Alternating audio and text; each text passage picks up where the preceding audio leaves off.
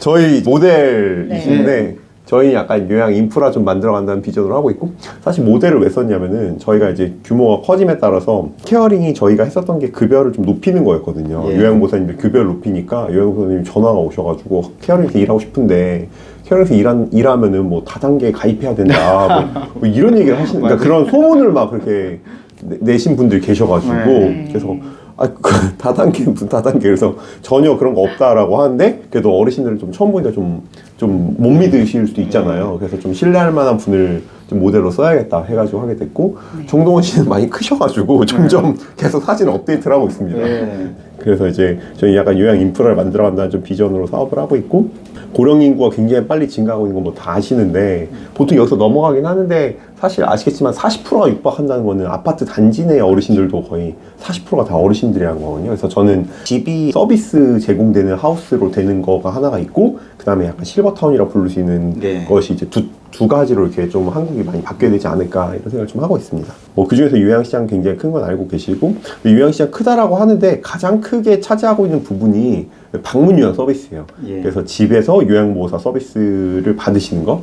그러니까 65세 이상의 어르신들이 노인 장기 요양 등급이라는 걸 판정받으면은 85%를 지원받을 수 있거든요. 예. 그래가지고 이걸 쓰실 수 있는 건데, 사실 이제 이런 거 혜택 어떻게 받는지도 모르고, 왜냐면 자기 부모님 갑자기 나이가 많이 드셔서 아프신데 좀 방법을 모르시거든요. 그래서 저희한테 전화 주시면은 등급 대행부터 어떻게 하는 건지 쭉 알려드립니다. 그래서 열심히 좀 하고 있고, 그래서 등급 받으시면은 방문요양 서비스를 이렇게 이용하실 수 있어서 되게 좋으십니다.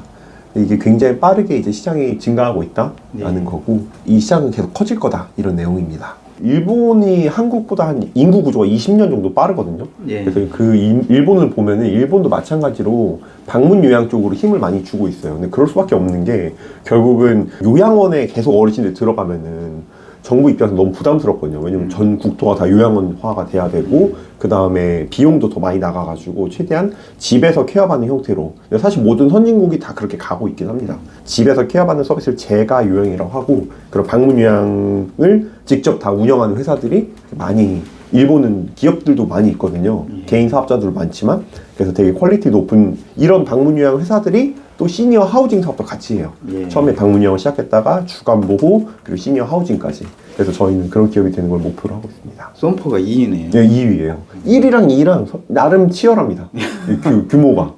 그래서 손포가 되게 열심히 하고 있고, 니치약관이 지금 업데이트가 안 됐는데 최근에 니폰 생명이라고 최대 생명보험사 인수됐어요. 예. 그리고 뭐 4위랑 한 7위 정도 기업이 우리나라 MBK라는 데서 이제 사모펀드에서 인수해서 키우고 있고, 일본 되게 요양시장이 굉장히 크게 성장하고 있다. 네. 특히 이제 방문 요양 기업들 중심으로 이렇게 되고 있다 볼 수 있습니다. 근데 한국은 이제 방문 요양 센터가 엄청 많거든요. 그래서 이제 몇 개나 되신지 혹시 아시나요? 이게 되게 어려운데, 한 3,000개 돼요? 보통 그 정도 생각하시거든요. 근데 21,000개나 돼요. 그러니까 CU보다 많이 있거든요. 그래서 엄청 많이 지역에서 그런 라포를 중심으로, 지역의 어떤 관리를 중심으로 시장이 형성되었습니다. 근데 이런 분들도 되게 잘하세요. 그 지역에 대한 이해도가 높으시니까 방문요양 센터들이 겉으로 허름해 보여도 되게 거의 센터장님들이 더 헌신적인 분들도 많고 해가지고 되게 좋은데, 그래도 기업이 하나도 없다라는 거는 좀 아쉽다는 생각이 들었거든요. 예. 왜냐면 일본도 기업들이 한 30% 차지하고 개인 사업자들이 한 70% 정도 차지를 하고 있어요. 근데 저희도 한국은 아예 100% 개인 사업자들이다 보니까 뭔가 이런 하우징 서비스나 이런 것들이 시도가 많이 없어가지고 저희가 좀 그런 걸 하려고 기업이 되려고 하고 있고, 지금 저희가 이제 10,000명 넘게 어르신들 모시고 있고, 예. 작년 기준으로는 600억 이상의 매출을 달성했습니다. 네. 그래서 이 시장에서는 한 2등이랑 한 10배 정도 좀 차이가 난다라고 보시면 되겠고요. 이제 이게 또 가능했던 거는, 이제 예전에는 동네 그 마트처럼 이제 지역에서 이렇게 했다면은 저 약간 인프라 관점으로 바라봐서 전국의 이런 요양 인프라 어떻게 깔까라고 했을 때, 이런 점포를 만드는 것도 중요하지만 결국은 요양보호사님들이 케어링에서 일하고 싶게끔 만들면 되겠다. 전국의 모든 요양보호사 인프라를 갖추면 되겠다라고 생각을 했고요. 그래서 요양보호사님들의 인프라를 구축한다라는 뷰로 좀 했었고, 요양보호사님들에게 어떻게 케어링을 알릴까 했을 때 급여를 높이 드리자라는 걸 했었습니다. 사실 이 방문요양이 방문요양 센터장님들이 막 그렇게 뭐 악의적으로 요양보호사한테 적게 주시는 건 아니거든요. 근데 그래도 약간 시장에서 담합도 좀 있었어요. 이제 몇몇 센터들은 요양보호사 급여도 담합하고 하니까 요양보호사님들이 좀 불만도 많아지시고, 또 그래서 장롱 면허가 많아요. 그러니까 따놓고 일 안 하시는 분들 많아서 결국 요양보호사가 더 많이 시장에 나와야 되는데 그러려면 급여를 높여야겠다 이렇게 생각을 해서 급여를 높이는 작업을 했었고요. 근데 그리고 또 엄청 많은 어르신들을 관리하려다 보면은 시스템적으로 관리가 돼야 되거든요. 그래서 근데 지금 현장에서는 이렇게 다 약간 좀 오프라인 위주로 운영되다 보니까 좀 비효율이 있다. 그래서 저희는 이런 시스템을 다 만드는 데 집중했었습니다. 그래서 타 업체 대비 이제 처음에 높은 시급을 요양보호사님들에게 제공을 해서 요양보호사님들이 이제 많이 오실 수 있도록 만들었고요. 근데 그러면 요양보호사님들이 많이 오는 거랑 어르신들이랑 무슨 상관이냐라고 했는데 이게 재밌는 게 결국은 요양보호사랑 어르신들이랑 매칭을 해야 되거든요. 그렇죠. 근데 좀 특이하게 요양보호사님도 면접을 보세요. 그러니까 무슨 말이냐면 어르신도 면접을 보고 서로 맞아야 돼요. 맞아요. 약간 결혼정보사에 조금 더 가까운 느낌도 있습니다. 그래서 성향에 서로 맞으셔야 되고 이제 요양보호사님들은 가까운 거리에 있는 분들을 좀 선호하시고 이제 어르신들 중에서는 같은 종교 이렇게 선호하셔서 둘 다 이렇게 그러려면 결국 풀이 많아야 되잖아요. 이렇게 사람이 많아 서로 양쪽이 많아야 매칭을 잘 시켜드릴 수 있어서 저희가 지금 한 4만 명 넘는 요양보호사님들이 구직 신청을 하셔서 저희가 데이터화 되어 있고 저희가 한 2,000명대 찍어놨던 건데 이제 전국에서 이렇게 빨간색이 어르신 그리고 파란색이 요양보호사 전국에서 어르신들을 관리하고 있습니다. 네. 그리고 이분들이 이제 한 1만 명 넘는 요양보호사님들이 지금 저희가 직접 다 고용을 해서 하는 형태거든요. 그래서 이분들을 관리하는 저희 본사 직원도 한 500명 넘게 저희가 지금 같이 사업을 하고 있습니다. 네. 그래서 서울에 한 250명 정도 있고요. 뭐 광주랑 부산이랑 뭐 대구 이런 데 이제 한 150명 정도 이렇게 나눠져 있습니다. 그리고 이제 복지용으라고 해서 휠체어, 뭐 침대 네. 이런 것도 하는 회사도 저희가 자회사로 있어서 거기도 인원이 좀 꽤 됩니다. 그럼 직원이 엄청나는 큰 네, 회사네요. 네, 네, 맞습니다. 그렇군요. 그래서 이제 또 정부에서는 결국은 정부 정책에 맞춰서 이제 해야 되는데 그 문제가 가이드라인이 좀 잘 준수가 안 된다는 게 문제가 있어요. 지금 이제 많은 센터들이 이제 가이드라인 잘 따르시려고 하지만 2019년 말에 조사했을 때 90%가 이제 기준을 위반한다라는 게 공대에서 파악해서 요즘에 계속 방문요양 센터 오픈하는 게 되게 어렵습니다. 면접도 엄청 보고 그래서 저희는 처음부터 이런 가이드 같은 거 잘 따르려고 하고 있고 또 중요한 게 뭐 자기 부담금 이런 거 있어요. 그러니까 15% 자기 부담금 내야 되는데 지역이나 아니면 이렇게 영세 센터에서는 뭐 이렇게 뭐 그 면제해주고 따로 돈을 돌려주고 약간 이런 자기 부담금 이런 면제 같은 불법도 많이 있는데 그런 거 하지 말고 우리는 좀 다 투명하게 하자 이렇게 좀 계속해서 가이드를 따르려고 노력은 했습니다. 꾸준히 이렇게 만들어 나가고 있고요. 그래서 이제 또 요양보호사님들에 대한 어떤 좀 자긍심 느끼실 수 있도록 이런 것도 같이 노력하고 또 그래서 이런 사회적 기업으로 선정되고 또 이제 이거 뭐 저희 유튜브 영상에 있는데 작년 초에 그래서 요양보호사님 2,500분 모셔서 이런 무료 요양보호사 콘서트까지도 했었습니다. 그래서 저희 모델 장민호, 정동원 이렇게 이셔가지고 이제 저희가 초대해서 이렇게 그때 알았으면 드렸을 텐데 아쉽네요. 이렇게 행사도 하고 그래서 꾸준히 그냥 요양보호사님들에 대한 만족도를 높여서 풀이 증가시켜서 서비스가 만족되면 어르신들도 만족한다. 약간 이런 선순환을 그렸고요. 저희가 이렇게 계속 빠르게 이렇게 성장을 하고 있습니다. 그래서 이제 앞으로 변화를 어떻게 좀 보고 있냐면은 요양 서비스를 어떻게 더 높일 수 있을까? 그리고 주거를 어떻게 해결할까? 그리고 인력에 대한 문제를 어떻게 해결할까? 이렇게 좀 보고 있습니다. 근데 이제 첫 번째로 저희가 방문 요양 위주로 사업을 했지만 결국은 지역에서 어르신들이 원하는 서비스를 다 받을 수 있도록 해야 되거든요. 뭐 방문 요양, 그리고 주간 보호, 뭐 방문 모교, 방문 간호 이런 걸 다 통합적으로 제공하라는 게 그 보건복지부 방향이에요. 근데 사실 개인들이 할 수는 없어요. 제가 느끼기에는 너무 이게 하나 방문 요양만 해도 힘들거든요. 근데 저희는 기업으로서 해야 될 역할은 결국은 그런 것들을 선제적으로 투자하고 사실 그걸 한다고 해서 돈이 뭐 더 많이 벌리거나 그런 건 아닌데 이런 것들을 좀 시너지 나게 만들어야 되지 않을까 생각을 해서 이런 통합 요양 인프라 구축하는 데 좀 신경을 쓰고 있습니다. 그래서 이게 뭐 보건복지부의 좀 통합 재가 서비스 사업의 좀 방향이고요. 결국 이런 모든 서비스를 다 정부에서 받을 수 있도록 하는 게 이제 사실 국가적인 차원에서도 필요하기도 하고요. 그래서 이런 것들을 위해서 저희가 주간보호 센터들을 좀 고급스럽게 좀 대형으로 만들고 있고요. 이것도 똑같이 다른 그 85% 지원이 나옵니다. 다. 근데 이제 개인 사업자들이 투자하시기 어려워서 되게 소규모로 많이 하시거든요. 근데 결국은 어르신들도 큰 규모에서 생활하시는 게 너무 좋으시니까 이런 큰 규모의 센터들을 계속 이제 오픈해 나가고 있다. 200평 넘는 공간에서 뭐 이런 활동들을 한다. 그래서 주간보호 뭐 하시는지 잘 모르시는데 뭐 약간 이렇게 막 운동도 하시고 뭐 이렇게 뭐 저거는 뭐 김장 그때 뭐 했었던 거고 근데 이런 것들이 되게 좋은 게 처음에 제가 생각했을 때 저는 주간보호 센터에 오시는 분들이 또 좀 아프신 분들 많이 있으세요. 근데 정말로 좀 시간 지나면 훨씬 더 웃으시고 건강해지세요. 그리고 심지어 그래서 한 분이 원래 못 걸으시는데 걸으신다는 거예요. 그래서 제가 오버하지 말라고 지점장한테 못 걷는 분이 어떻게 갑자기 걸어요 이랬는데 보니까 이게 너무 운동을 안 하시니까 집에서 하루 종일 앉아 계시고 하루 종일 TV만 보시거든요. 그러니까 맞아요. 이제 조금만 이렇게 계속 운동 이렇게 나와서 산책만 하셔도 점점 근육이 좀 발달하셔서 더 걷게 되시는 거예요. 그래서 이런 것도 우울증도 많이 없어지시고 저희가 이제 어쩔 수 없이 방문이와 쓰시는 분들 많긴 하지만 이런 주간보호랑 결합해서 쓰는 게 되게 어르신들한테 좋다라고 생각을 하고 있습니다. 그래서 저희가 주간보호도 지금 전국에서 이게 이런 센터들도 다 투자해서 많이 하고 있고요. 또 센터마다 한 10대 가까이 차량이 있어요. 그래서 아침 저녁으로 이렇게 어르신들도 모시고 있고 전국에 지금 다 200평 이상의 규모로 저희가 16개 지금 다 직영으로 운영하고 있고요. 향후에는 좀 더 이제 더 많이 늘리려고 하고 있습니다. 근데 저희도 이제 시설 투자다 보니까 부담은 있는데 그래도 좀 좋은 주간보호 센터들 많이 오픈하려고 노력하고 있습니다. 그래서 방문 요양이랑 또 같이 결합해서 할 수 있도록 이렇게 그래서 빠르게 성장하고 있다. 막 이런 내용입니다. 그리고 이제 어르신들 관리하기 위한 이런 솔루션들도 되게 필요한데요. 이게 시장에 10,000명 이상의 어르신들을 관리할 수 있는 프로그램이 없어요. 그러니까 보통 방문이나 센터들이 한 30명에서 50명 정도 규모니까 시스템들이 다 거기에 특화되어 있거든요. 그래서 저희가 직접 다 만들고 있고요. 이런 것도 다 만들고 있고 결국은 제일 중요한 것도 만성질환자세요, 어르신들이. 그래서 사실 지금 비대면 진료 이런 얘기들이 있는데 사실 비대면 진료가 필요한 분들 진짜 저희 고객분들이거든요. 왜냐면 병원 한번 가시기 너무 어려우신 분들. 그래서 정부에서도 노인 장기요양 등급을 판정받은 분들은 이 비대면 진료를 받으실 수 있도록 만들었습니다. 그래서 지금도 똑같이 할 수 있고 약 배달도 다 가능하고 그래서 이렇게 저희는 주간보호 센터 내에도 비대면 진료도 하고 있고 방문 요양하는 경우에도 비대면 진료 거동이 너무 불편하신 분들 대상으로 도와드리고 있습니다. 제가 생각한 거는 이게 퇴화되지 않도록 하는 게 중요하거든요. 그리고 좀 더 바라고 있는 건 저희가 지금 방문 요양을 하고 있지만 아예 방문 요양을 안 받도록 하는 게 목표이긴 해요. 그래서 그게 제일 좀 중요하다. 왜냐면 그 누구도 방문 요양 받고 싶지 않잖아요.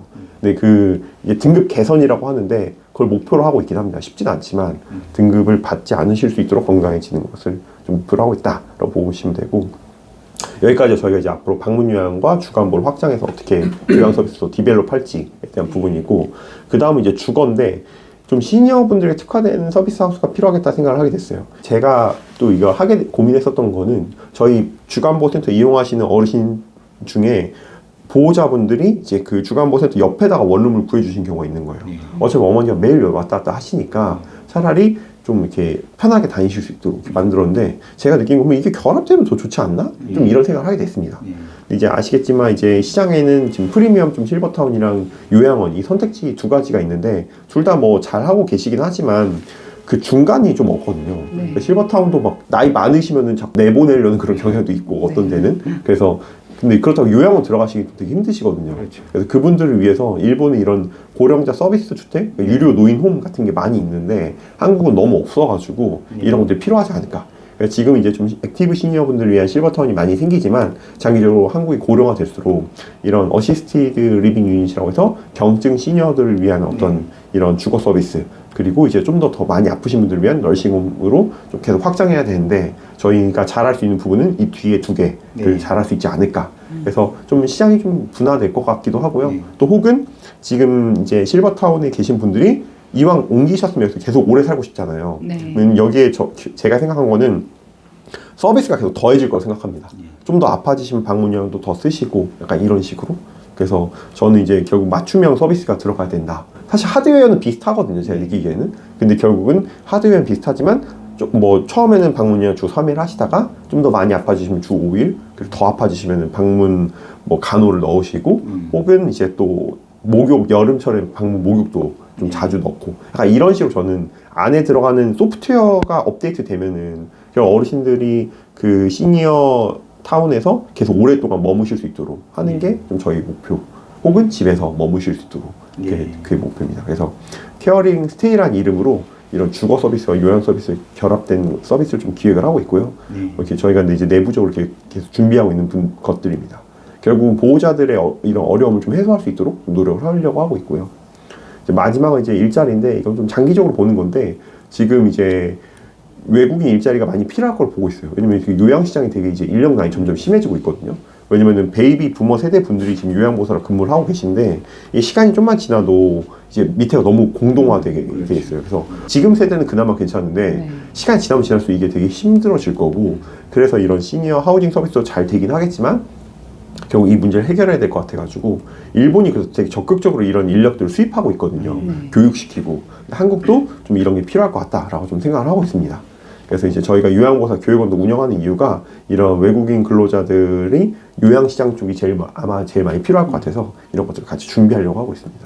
그래서 이런 것들도 같이 뭐 서비스도 여러 가지 준비하고 있고요. 그래서 케어와 리브와 이 워크 이 세 가지를 통해서 좀 인프라를 선순환을 강화시키고 좀 압도적 인프라를 이제 시니어 기업을 만들려고 노력하고 있습니다.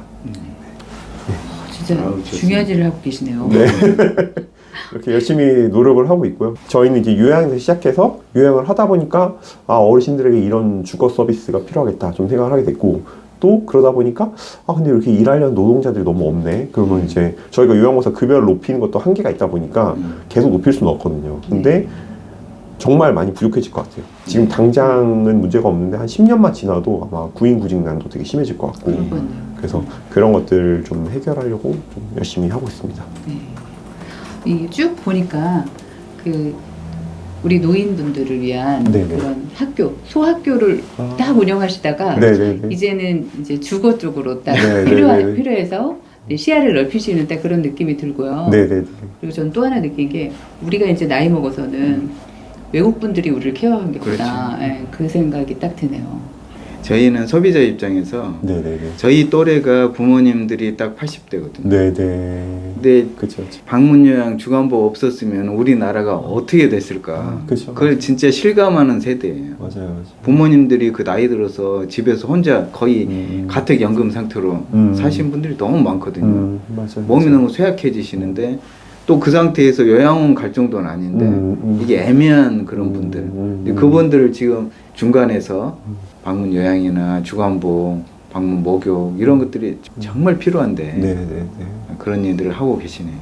그리고 또 저희가 그래서 플랫폼이 아니거든요. 결국은 저희가 다 직접 모든 걸 다 직영으로 하고 있는 이유가 네. 그렇게 해야 서비스를 퀄리티를 저희가 높일 수 있다고 보고 있어가지고 네. 뭐 당연히 좀 힘든 부분도 있지만 좀 그렇게 좀 하고 있습니다.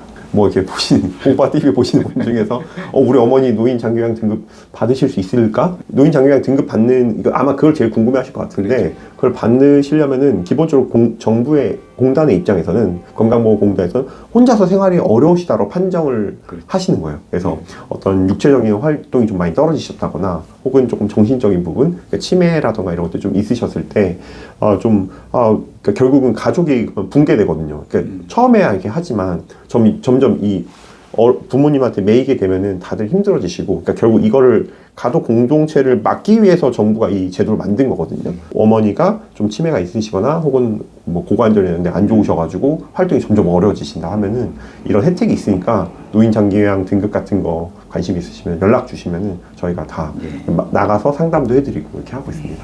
네. 저희도 실버타운 공부를 하다가 네네. 지금 말씀하신 게 저희가 포지셔닝한 케어 실버타운이거든요. 네. 건강하신 분들 실버타운에 사시면 되는데 네, 맞아요. 실버타운에서 나이가 드시고 또 치매에 걸리고 그런데 또 요양원 또 가기 싫어하시고 요양원 갈 정도는 아니고 그렇죠.